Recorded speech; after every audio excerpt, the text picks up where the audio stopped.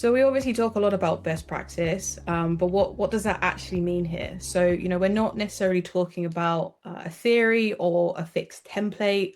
We're talking about what we've seen actually work, and we see it consistently across different organizations. So that's very much shaped by industry standards, but also by real, customer outcomes and our experience of what good looks like in practice. So from there, it's about tailoring that to your environment specifically. So very much a case of best practice not being a one size fits all. It's ultimately an informed guidance. It's shaped by evidence and experience, and then it's tailored to you. So these are really the areas that we're going to be focusing on today. We'll dive into the portal shortly, but for reference, we have misdelivery protection. So that's often a module that you ultimately set and forget. It runs in the background, and the more end users engage with the warnings, like Angela said, the more we'll be able to learn. We'll be able to pick up on any kind of new patterns and trends.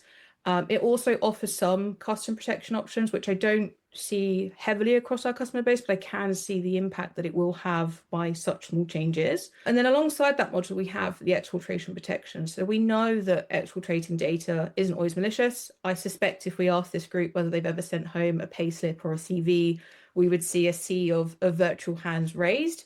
But that said, it really is an area that can cause a lot of harm if it isn't managed appropriately. So we suggest starting with these 3 key policies, which offer different levels of visibility, outcomes, and prevention. But with that said, I'm going to dive into the portal. So if I can take over the screen.